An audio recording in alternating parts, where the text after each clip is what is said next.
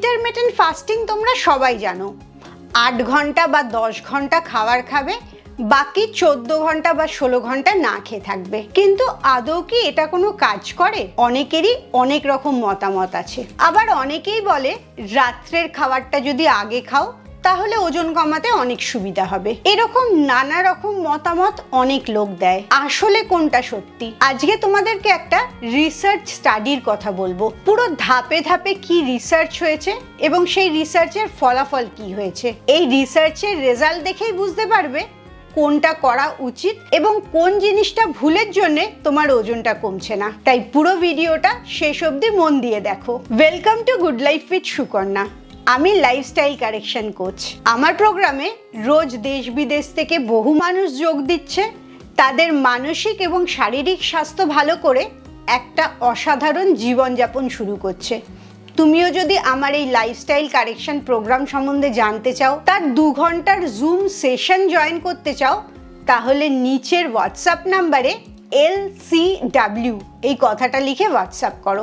যারা কোনো এক্সারসাইজ করে না, কোনো ফিজিক্যাল মুভমেন্টস হয় না, তারা যদি যে কোনো সময় 5 মিনিট এক্সারসাইজ করে বা আধ ঘন্টা হাঁটে, সেটাই তার জন্য অনেক উপকারী। ঠিক সেরকমই তোমার যদি খাবার কোনো ধরনের ঠিক না থাকে, সময় ঠিক না থাকে, তাহলে তুমি যা রোজকার দিনে খাচ্ছ তার থেকে যদি খাওয়াটা কম করতে পারো, সেটাই তোমার উপকার দেবে। বা তুমি যদি এখন 14 ঘন্টা 16 ঘন্টা সারাদিনে খাও, সেই জায়গাটা যদি 2 ঘন্টাও কম করতে পারো, সেটাই তোমার এক্সট্রা বেনিফিট দেবে। তবে বেশিরভাগ ক্ষেত্রেই মেয়েরা যে ভুলটা করে থাকে সেটা হচ্ছে তারা খাওয়াটা কমও করে দেয়, আবার সময়টাও কম করে। যেমন ধরো 8 ঘন্টা বা 10 ঘন্টা খাচ্ছে, আবার তার মধ্যেও অনেক কম খাচ্ছে।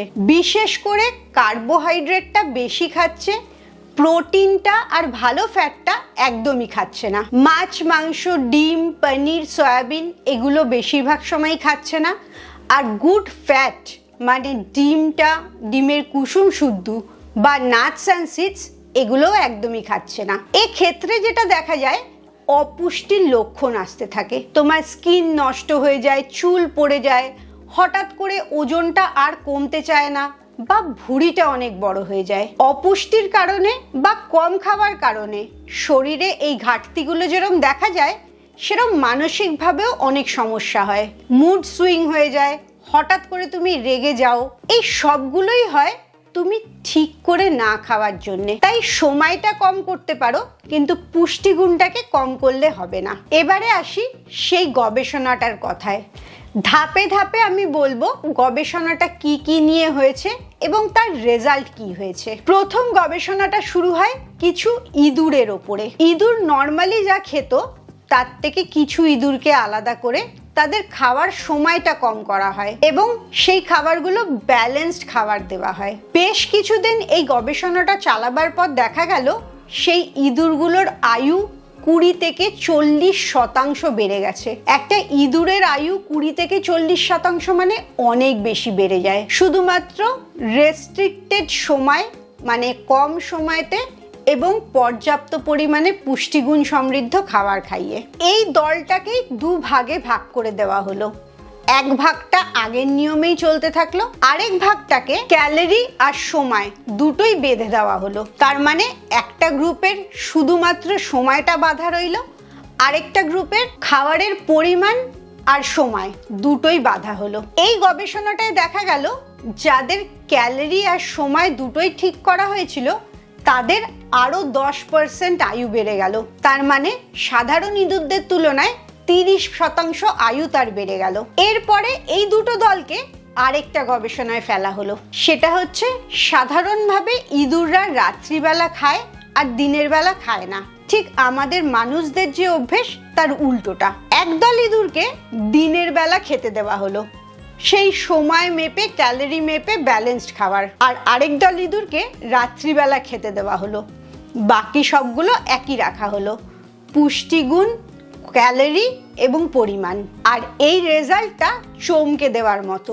যাদের রাত্রে খেতে দেওয়া হলো, কারণ ইঁদুরের স্বাভাবিক নিয়ম হচ্ছে রাত্রে খাওয়া, তাদের 35% আয়ু বেড়ে গেল। আর যাদের দিনের বেলা খেতে দেওয়া হলো মানে তাদের নর্মাল খাওয়ার নিয়মের উল্টো করা হলো, তাদের এতে কোনো প্রভাব পড়লো না। এই গবেষণাটা বলার পর তুমি ভাবতেই পারো এটা তো ইঁদুরের ওপরে গবেষণা, এটা দিয়ে মানুষের কি যাবে আসবে। এই গবেষণাতে আরেক ধাপও এগোনো হয়েছিল, তবে সেটা খুব একটা কার্যকরী হয়নি বলে সেই বিষয়টা নিয়ে খুব একটা আলোচনা হয় না। সেটা হচ্ছে 24 ঘন্টার মধ্যে 2 ঘন্টা খেতে দেওয়া হয়েছিল আর বাকি সময়গুলো না খেয়ে থাকা হয়েছিল। সেটাতে দেখা গেছিল মাত্র 1% তাদের আয়ু বেড়েছিল, মানে 35%-এর জায়গায় 36% আয়ু বেড়েছিল। তাই জন্য সেই গবেষণাটা খুব একটা গুরুত্ব পায়নি। এবারে যখন মানুষের উপরে এই গবেষণাটা শুরু করা হলো, তখন দেখা যাচ্ছে মানুষের ক্ষেত্রেও এই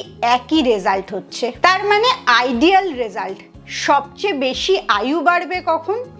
যখন মানুষ ঠিক সময় মতো খাবে, একটা নির্দিষ্ট সময়, ধরে রাখো সেটা 10 ঘন্টা বা ম্যাক্সিমাম 12 ঘন্টা। তুমি যদি সকাল 8টায় খাওয়া শুরু করো, তাহলে তুমি সন্ধ্যে 6টা বা 8টার মধ্যে খাওয়া শেষ করবে। আর তুমি যদি একটু দেরিতে দিনটা শুরু করো, যদি দুপুর 12টা থেকে খাওয়া শুরু করো, তাহলে রাত্রি 10টা বা 12টায় শেষ করবে।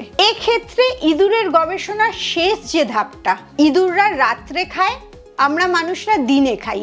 তার মানে আমরা যদি দিনে খাই তাহলে আমাদের রেজাল্টটা সবচেয়ে ভালো আসবে। সেক্ষেত্রে তুমি তোমার ইটিং উইন্ডোটা যখন সবচেয়ে বেশি তোমার শরীরটা কাজ করবে তখন রাখাটা ভালো। তার মানে সকাল 8টার থেকে সন্ধ্যে 6টা অবধি, বা ম্যাক্সিমাম হলে রাত্রি 8টা অবধি। তারপরে আমাদের কাজকর্ম, ব্রেনের কাজ, অফিসের কাজ, বাড়ির কাজ সবকিছুই কমতে থাকে, আমরা রেস্টে যেতে থাকি। তাই তারপরে খাওয়া মানেই সেগুলো আমাদের চর্বি হিসেবে শরীরে জড়ো হয়। তাই ইটিং উইন্ডোটা সবসময় দিনের বেলা রাখাটাই সবচেয়ে ভালো। আর ফাস্টিং উইন্ডো, তার মানে যখন তুমি কোনো কিছু খাবে না, সেটা সবসময় রাত্রের দিকে রাখাটাই ভালো। তাতেই রেজাল্টটা সবচেয়ে বেস্ট হবে।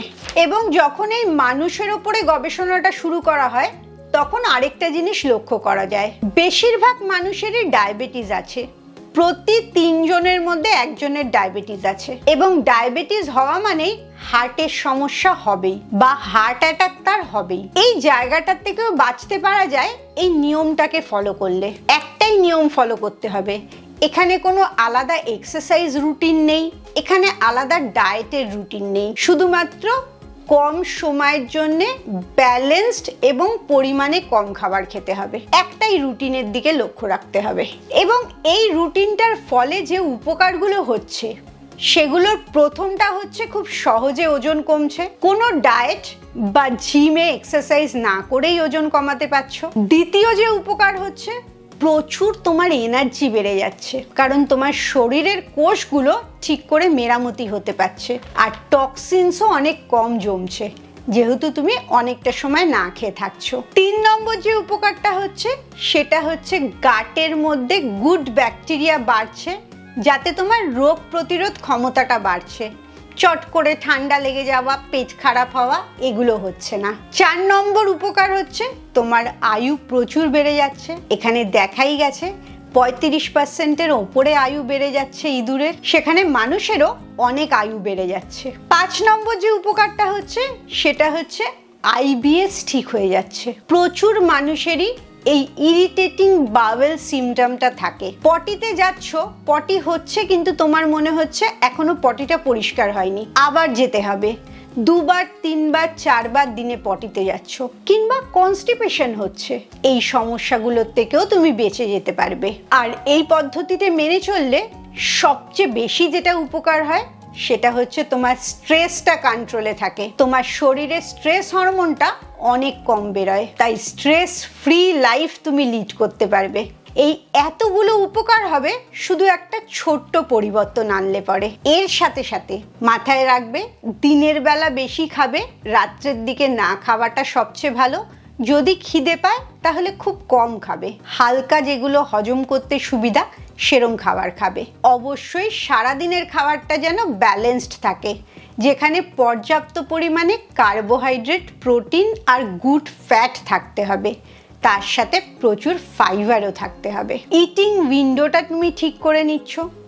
ইটিং উইন্ডোটা যখন ঠিক হচ্ছে, অটোমেটিক্যালি তোমার ঘুমটাও ঠিক হয়ে যাচ্ছে, তাড়াতাড়ি খাচ্ছ, পেট খালি থাকছে, ঘুমাতে অনেক সুবিধা হচ্ছে। এবং চেষ্টা করবে সারাদিনে অল্প একটু হাঁটা চলার মধ্যে থাকার। খুব বেশি এক্সারসাইজ করতে হবে একদমই তাই না, তোমার শরীরটাকে মুভমেন্টসের মধ্যে রাখতে হবে এবং সবচেয়ে সহজ মুভমেন্টস হচ্ছে হাঁটা। এই কয়েকটা জিনিস মাথায় রাখতে পারলেই এই একটা ছোট্ট পরিবর্তনেই তোমার জীবনযাপনটা অনেক ভালো হয়ে যাবে এবং অবভিয়াসলি তোমার সুস্থভাবে বেঁচে থাকার আয়ুটাও অনেক বেড়ে যাবে। বেশিরভাগ লোকেরই দেখা যায় এখন 14 ঘন্টা বা 16 ঘন্টা তারা খাচ্ছে। সকাল 6টার সময় বা 7টার সময় খেতে শুরু করলো আর রাত্রে শেষ খাবারটা খেতে খেতে 10টা 11টা এমনকি 12টা 1টাও হয়ে যাচ্ছে। তার মানে সে সারাদিন ধরেই কিছু না কিছু খেতে থাকছে, যেটা স্বাস্থ্যের জন্য ভীষণ ক্ষতিকারক। তুমি কত ঘন্টা খাও